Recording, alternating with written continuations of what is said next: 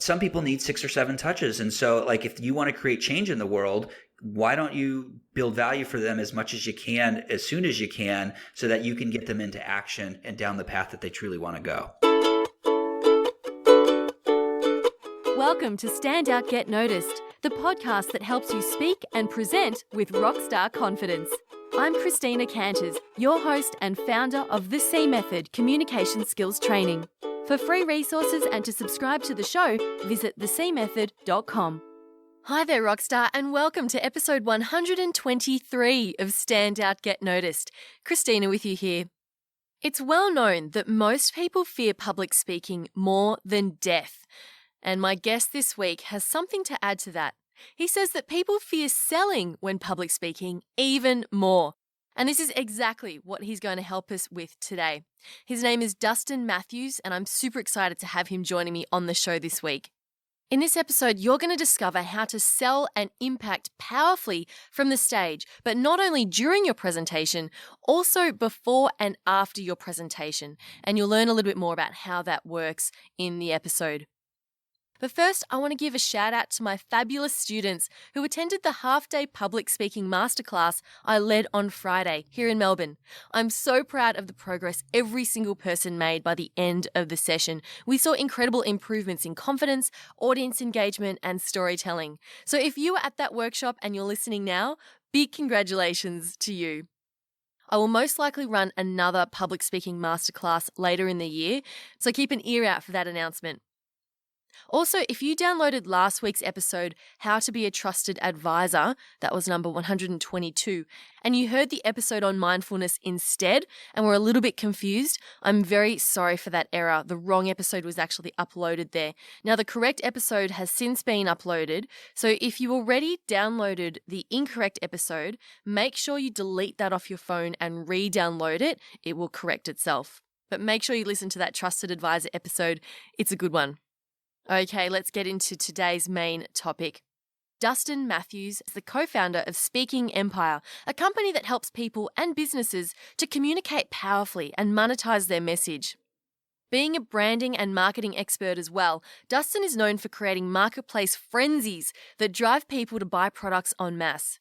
His companies and private clients have been featured by Forbes, Entrepreneur, Wall Street Journal, USA Today, and Inc. magazine. He's the author of many best-selling books. He's marketed and filled over 3,000 events and led 10 online product launches, which has generated over $43 million in sales. So if there's anyone with the credibility to teach us about selling when we speak, it's Dustin. Now, I don't want you to get put off by the word selling. You'll discover that it's more about influencing people to take action and make a decision, whether it's taking action on your ideas or joining your community or raising money for a cause. Dustin shares his 5 components of a powerful presentation that will work together to impact and influence your audience to take action. And we also talk about how you can influence before and after your presentation. He shares many tips that you may have never even thought about, and I'll definitely be implementing what I've learned from him for my upcoming speaking gig at Podcast Movement in LA. Looking forward to that one. So get ready to take notes because there's gold in this conversation. And if you're driving or out running and you missed something, I'll put a recap in the show notes at thecmethod.com/Dustin. That's thecmethod.com/Dustin with a D. Okay, you ready? Let's meet Speaking Empire's Dustin Matthews. The mission of your company, Speaking Empire, is to advance the human race, I love that, by empowering leaders to communicate powerfully, unlock their fullest potential, and ultimately step into their greatness. And I think this is an absolutely amazing mission. Why are you so passionate about empowering people in this way? I was afraid to do it. And so that, Really? Yeah, I was afraid. So I was at university, and I remember in order to graduate, I had to take public speaking. And so I remember going to the class, and it was like a theater. And so there was 300 stairs stacked up there, and there was the stage right there. And the professor walked out, and he told me, hey, you're going to have to give 10 talks. 3 are going to be in front of all 300 people, and the other 7 you're going to do in smaller breakout groups. And I'm looking around and I'm like, is anyone else hearing this? And so I would like to say I conquered that fear in that moment, but I bailed. And so what happened is I needed to graduate. I wanted to make parents happy and I wanted to move on in the world. And so I signed up again, but I was thinking, Christina, I could find a smaller room. I could find a smaller, class, or maybe I could do it online because that's when it was starting to come on, these virtual classes online. And so I signed up for class and I find myself in that same part of campus, and lo and behold, I'm in the same room and it's the same pitch, 10 talks in front of.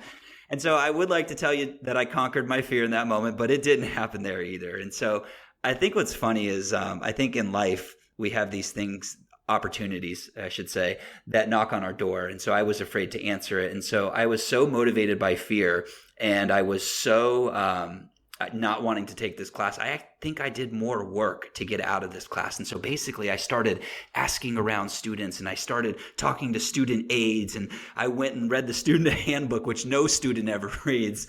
And No. I found a legal loophole. And it said if you had taken this class in high school, you could get out of taking public speaking in college because you had shown great skill set. And so the class was Model United Nations, where I spoke in front of 100 other countries.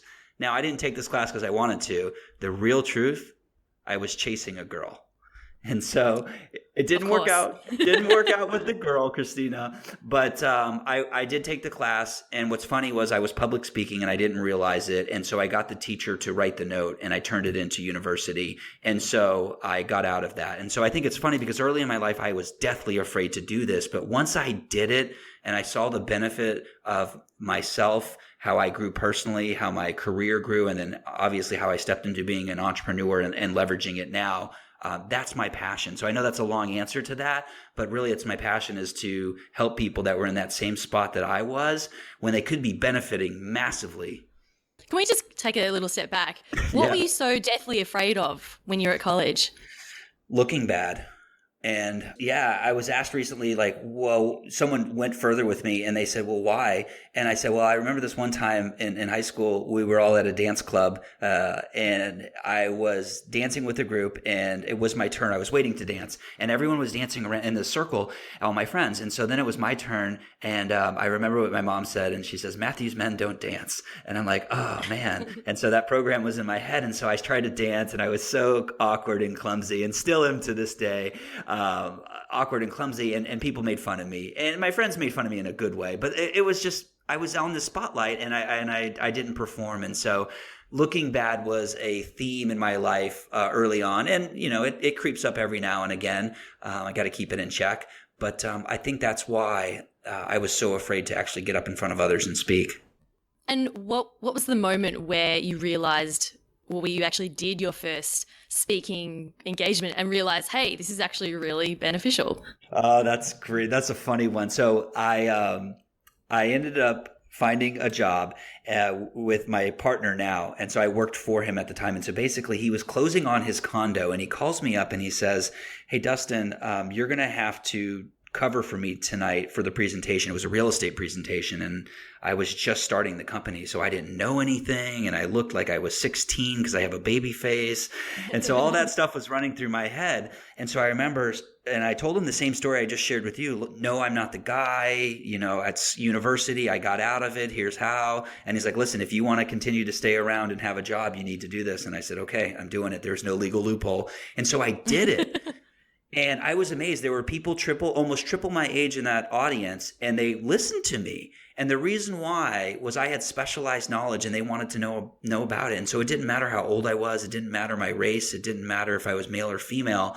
The fact is, if people are motivated to learn and study, and you have knowledge and wisdom to share with them that can change your life, then share it. And people want to hear it. And so that's what I did. And so in that moment, I realized, wow, there's something to this. Wow. And then how did you go about improving your own skill with speaking? I just did it. Obviously I have some tips and strategies that I can share here, but the flat out answer is I just did it. And I watched what other people did. I tried some things. I fell on my face a couple times with bad jokes. And so I just did it. And the key word in there is I practice. You have a book that's about to be released, I believe, or is it released already? It's just been released, and I have a funny story. I have a funny story about that. Well, I just had my second son, Forrest, and the book had been planned to be launched. And Forrest, we had a date when he was going to be launched, if you want to call it that. And so he delayed his date, and so he actually came a day before the book launch. And so in the world of launching a book and a baby, generally you don't want to do those like in close proximity because they both require time, and you need to dedicate time to both. Obviously, one more than the other. And so so it's been a little over 30 days now, and we've been thrilled with the results and excited to spread the message. And it's called The No BS Guide to Powerful Presentations, How to Sell Anything with Webinars and Online Media, Speeches and Seminars. And when I saw this, that you were launching this book, I thought this could be a really, really powerful conversation and lesson to share with the listeners. Because, there are so many things that we could talk about around the subject of speaking. Obviously, you're so knowledgeable around this topic, but I'd love to focus on how to sell from the stage. Let's do it. That's funny. This stat because you're in this world and you work to transform people's lives. And so a lot of people would rather die, as the famous stat says, than actually give the eulogy or speak in front of others. And so I actually think if they actually had another stat or did a little more, I believe there's something even worse in terms of fear. And that's actually selling from the stage, asking for money.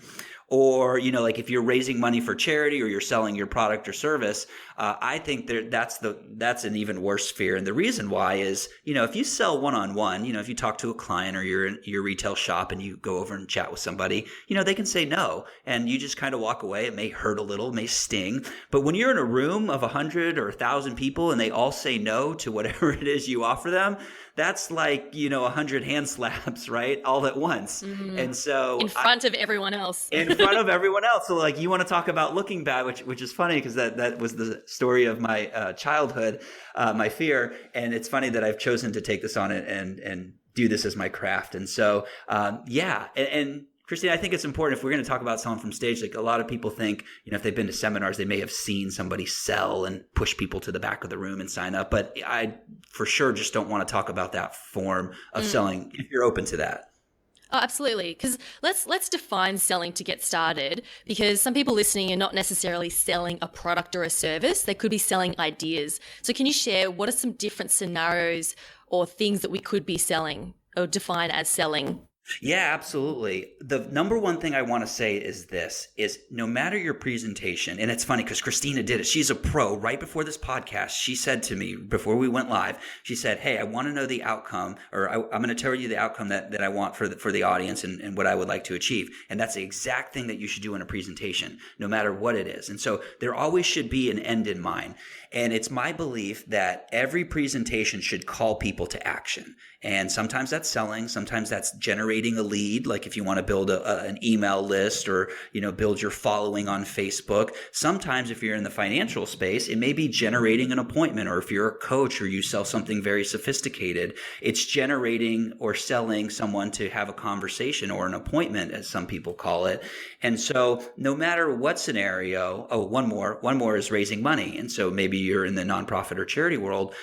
It's good if you start with what is the end in mind that you want the audience to do? Not in a weird, like hypnotizing way, but what do you want? What is the action that you want that audience member to take? And so when you do that, you reverse engineer your whole presentation and you start to think about, well, does this story really further the sale? Does telling this childhood of my weird awkwardness, from back in the day, does that really help me get people to want to move? And so you start to look through that lens and it becomes obvious and easier which content or which stories that you tell and what to include. So it's not just enough to deliver great content to be able to get people to take action after you speak? Absolutely. The thing is, a lot of people, when they talk, in my experience, they're teachers, right? And so they give great value.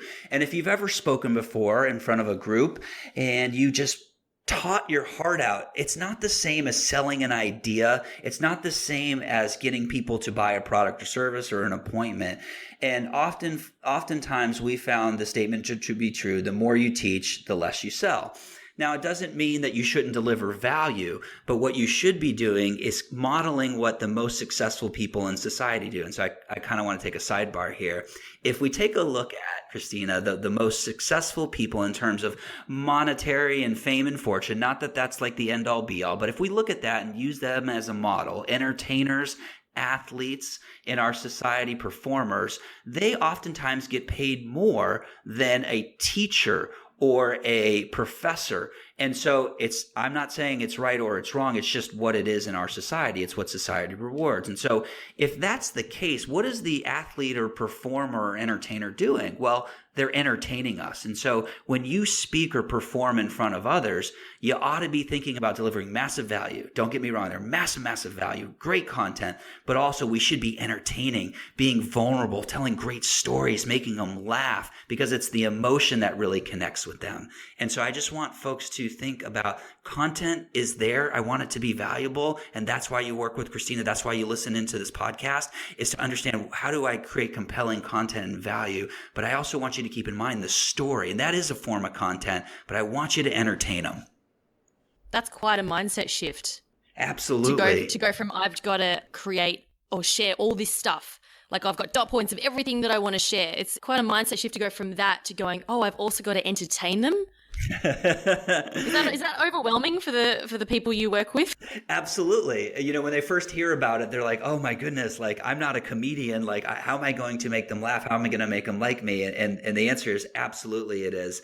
And so when you work in and you show people a structure or a formula, just like you do, Christina, when you show them a formula, like it's baked in, or if they follow this path, they can get an intended result, then it becomes a lot easier. But when they first hear about it, they are afraid of it. And we created this concept called presentaining. And so it's one thing to be a presenter, but it's how do you be an entertaining presenter? And when you do, you'll be memorable, you'll get more clients, you'll have more advancement in the career world. And more likely to be able to make that sell. Absolutely. So can you take me through the process that you help your clients with in terms of creating and delivering a really impactful presentation that then enables you to sell effectively? Yeah, absolutely. Well, we've identified 5 components to a powerful presentation. 1 would be your intro, 2 is your story, 3 is your offer, 4 is your body, and 5 is your close. Now, here's the biggest takeaway, and I think I may have mentioned it. The biggest takeaway is to start backwards. So reverse engineer. And so what is the action you want your folks to take? And so I know when I was at school at university, when we had to do presentations for class, you always started on the first slide. And so what I'm challenging people to do, or what I want to challenge you to do, is start backwards. So like if your goal is to get them to opt in, or to sign a piece of paper for a petition, or to, go do something that requires action, then I want you to think about, okay, that's the intended outcome. Now I want to reverse engineer everything from that. And so if I go through our formula here, what I'll share with you is working backwards from that is the body. And in your body, what you want to consider are sharing very valuable components of content. Just like I've shared here, there's 5 components of a powerful presentation. I tell people to share 3 biggest takeaways, or a 5-step process. Let's say if you're showing people how to lose weight, show them what your process is for success. And here's the big takeaway, Christina, and everyone listening in. The big takeaway is that you should call it something. So my last name is Matthews.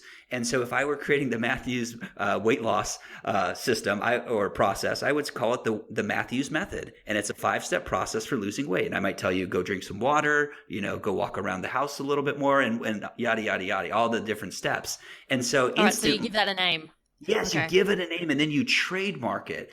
And the reason is, if you do intend to make yourself unique in the world, it's the thing that people can't compete with you on. So you've immediately made yourself different in a competitive world. So if people have ever wondered that, if you've wondered that, it's a very powerful way to do it. And so when you do that, don't just give people the steps, give them stories. And so tell success stories of clients that you've worked with, or how you created a result in the workplace, or other places in the world where they can see this being taught or learned. And so when you do this, you really connect with the audience. Does that make sense? I have a question on that. Yeah. So with this whole naming your process and making it unique to you, does that work the same for professionals in a corporate environment where it's not about your business as such? Do you still name it something? Could it be more to do with the company? Absolutely. So what I would do is you wouldn't name it after yourself. That's a real quick example for my entrepreneur friends out there or somebody that's really selling themselves. But if you're in the workplace, this is what you would say. You would say, listen, we've identified, or the team has identified, these 5 key areas as the success method, or the marketing department success method, or something like that. And so now it seems more concrete. It seems more real. It seems like, it's not just, oh, you picked this from thin air. It's like, oh, they put their research in, they've identified it. It has a working title, a working name, and it just makes the idea a lot more concrete. And so people like ideas that are flushed out. They like systems. They like things that are organized, like that. Love it. All right, cool. So that's our body. Yep. So that's our body. And then what you want to do in any great presentation, working backwards from that, is you want to make an offer. Now, people get offer and close mixed up. So let me elaborate. So offer is, anytime you give a presentation, you're really there to solve a problem.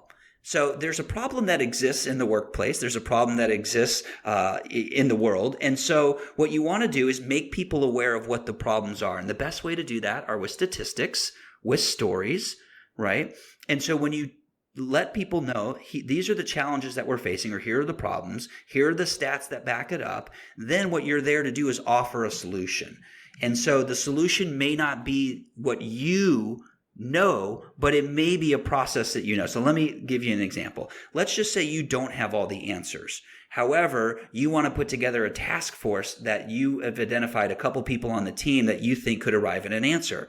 Well, you need to let people know that there's a problem. And then that solution is you've identified team members, you've identified some times where you can get together, and you've created this little mini process of how you can plan to fix the problem, or how the company can fix the challenge or the solution. And so that would be your offer if that is your scenario. And so again, always target the pain, or let people know of what the challenges are, and then provide a solution, a game plan for that. So the solution is the offer, which is different to the close. Correct. That's right. Okay. It's just, you need to let people know. A lot of times people get a little weird with sales. And the reason why is they don't let people know that they're here to sell an idea. They're here to sell a concept. And if you wait to the very end, you do get that nervousness. You do get that knee-jerk reaction. And so when you let people know right away that you have a solution, their challenges, then they understand and they want it. They look forward to it. So how in depth do you go into the solution? Or do you just mention, we have a solution for this and we'll share more about that at the end? Is that how you frame it? Yeah.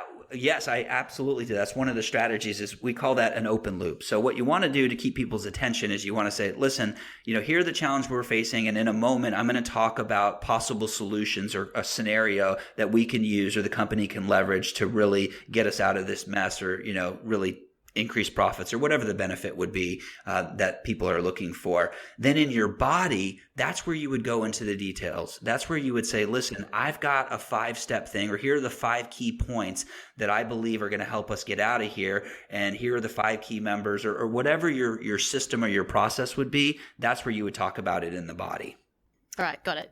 All right, cool. So then working backwards from there, I'm doing this without a scratch pad in front of me. So working backward from there is you got to tell a story. So the next part of your presentation, getting back to the beginning, which is the intro, is a story. Now, the story has to be one that really hits and connects. And so it can be your own personal story, but in the corporate world, if that is your environment, it's going to be less about your personal experience, unless you have something that really communicates, or unless you have identified some sort of problem or you've discovered something. More often than not, it's going to be about what the challenges are that are facing the organization. So it sounds very similar to statistics. You want to tell the story of how life is right now, and how if we continue on this path, it's going to get worse. And if we don't have a turning point and course correct, then it's going to be bad. If we do course correct, then this is what life could look like: increased profits, increased productivity, better healthcare in the workforce. And so this is the classic Hollywood story turnaround. And so if you look at the great movies, there's always a main character, and he faces some adversity. Life really gets bad, and then life becomes great again once that adversity is conquered. And so some people call this the hero's journey. If you're really a story person, go check that out. Google it. It's a great framework for telling a story.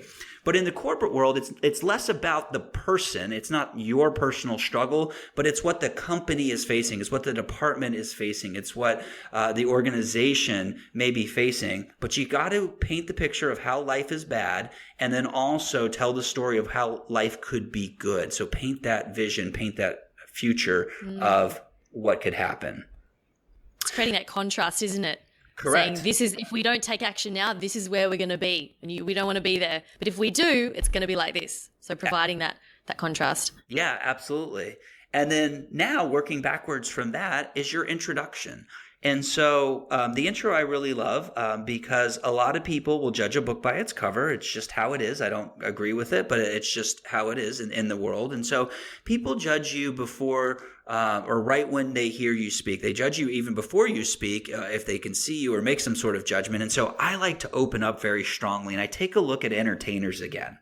And so if you look at very successful, the royalty, if you look at people that are, like the Queen of England, if you look at the President of the United States, or heck, even your favorite rock band, all of those people are introduced. And so the rock band has warm-up acts. The president is always introduced by an underling or somebody else. The Queen of England is properly introduced. Royalty is always introduced. So they never just open up. And so if you think about that, if you want to influence and you want to take control of the environment, you'll look for the influencer, the people in the room that have most affinity with the others. And you'll ask them to somehow introduce you or start off the meeting and then turn it over to you. And so you borrow their credibility. You borrow their authority and power. Now, it's not the only thing that's going to help you in the presentation. So just because you get someone to introduce you doesn't mean you're going to have a winning presentation, but it is an influence point. And so absolutely, in that, you want to do it. Now, my favorite thing is if you can get away with it is I love to do a video. So some sort of introduction video where you can start with a very big bang because people love videos and it's a different form of entertainment. And so I love to start off presentations with a video, have someone introduce me. Then I quickly tell people what the meeting is about or what the presentation is about. So just that, like that old adage, Christina, tell them what they're going to learn, then tell them, and then tell them what you've told them. Tell them what you told them. Yeah, Exactly. It's the same thing. I call that framing. And the reason why this is so powerful is you're making promises to people. And some people really thrive on closing loops and, hearing what you have to say, like completing the promise. It drives some people nuts, like a worksheet, right, that you hand to people. Some people really enjoy filling out those forms so they get a sense of completeness. And so it's very powerful to use that old adage and frame and let people know what is going to occur in your presentation. Just going back to the video, is that video that you put on like a generic speaker, like your speaker reel? Like what do you actually have in the video? Is it you speaking to camera saying, "Hi, I'm Dustin," or is it someone in third person going, "Dustin Matthews is a rock star, entrepreneur, blah, blah, blah"? I like that. Can you do my voiceover for my next one? That was good. I'm just having fun. This is a great question. So it just depends on your environment. So obviously, if you're in the corporate space and you come out with, hey, in a world where, and you come out with something super sensational, they're probably going to shoot you or shoo you out of the room. And so, if I'm in an environment where I am selling myself, you will see a video like that. However, if I'm in a corporate environment, I may show a video that is relevant to the topic. I may show a news clipping. I may show, if I can get away with it, I may show something from from a movie clip that is relevant to the topic that I'm talking about. And so just opening with video can be powerful. Or the other thing is this. You could get a CEO, you could get upper level management to record a video. Like if you really wanted to nail this meeting and have a good outcome for yourself, you could ask them to record a face to camera video and say, listen, what you're about to hear from so-and-so, from Christina in this very powerful presentation can, change the company. So if you do have somebody in your corner and you want to borrow their influence, you could consider doing that too. That's a great tip. And another thing with getting people to introduce you, I've learned the hard way that you have to tell them what to say about you, because I had an experience recently where I was told, oh, I'll introduce you. It's fine. And I thought, okay, that's great. They didn't seem concerned about what they were going to say. So I just assumed they would introduce me, right? They went up there and this is before I updated my About page. My old About page had been sitting there for a while, and I was going to get around to doing it, updating it, but I never did. So what they did was they went to my About page and they just copy pasted a whole section from that and read out this introduction that was completely not it just wasn't 100% relevant to that particular presentation. And they were reading out names of people I'd worked with that no one had heard of because it was the wrong audience. And I was like, oh my God, this is so bad. So first thing I did was I updated my About page. And secondly was I've since learned when you always ask who's going to be introducing me, and you always connect with them and say, can you please, this is the blurb I want you to say, because it will be different for each audience you speak with. Christina, you nailed it right on. I have this concept called choreography, which we can get into in a second. But that's the reason why I love the intro video. Even if you do have a great person introduce you, an MC or a host, sometimes they've got a million things running in their head. So even if they're good, they can be off. And so I always have an introduction that's pre-written, and I give it to them before they go up. But I don't even count on that because they may go off script. And so I always look to have an intro video so that no matter what, I get the influence from the leader. Then I have a video talk about me in third person. Then I get up there because I'm not a braggadocious guy. I'm not going to sit there and tout my accomplishments. That's just not how I roll. That's just not who I am. But I will leverage other people doing it, or I will leverage the power of video or marketing to influence for me. I love the idea of the video. I've not heard of that before, so that's something I'll definitely explore for my own presentations. Cool. So let's get into this concept of choreography, because I know you're particularly interested in this. Yes. So the idea of choreography is that, yes, the presentation absolutely 100% matters. Understanding the content, understanding how to be engaging, understand great delivery, mission critical. But there are other influence factors. And so as a marketer, I think about what can I do before I even get to that meeting to influence. And so some things that I've done that you may be able to pick from is everything from running Facebook ads to the building that I was going to speak in, so that if people were on their Facebook, they would see my ad and be like, oh, wow, this guy's larger than life. Or they would click on a video in that ad and they would start consuming me. And so I'm touching them. And we've all heard the old adage, it takes 6 or 7 yeses or touches to make a sale. So I figure, well, why wait to the meeting to get a touch point? Why don't I influence them ahead of time? Any way that I can. I've done everything from marketing, sending emails or direct mail, if I can do so ahead of time, just to influence before I even get there. And so I think of this choreography as a concept of what can you do to influence, the presentation or the audience in your favor even before you get there. Obviously, how can you be so on that you influence while you present? And then what can you do afterwards? And if you haven't heard it, the saying goes, the fortune's in the follow-up. And so a lot of times, you may do a meeting, you may do a presentation, and you don't get 100% buy-in. So what do?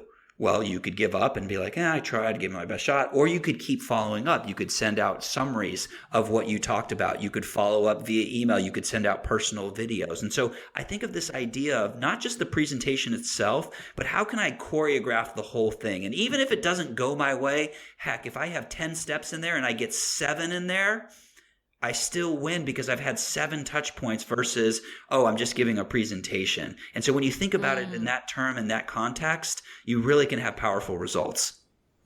And I can also see other benefits to that, where when you're coming in to do the presentation and people have already seen you a couple times, they've already warmed up to you, which actually makes it easier for you to give that presentation to an audience that already knows you and potentially likes you already.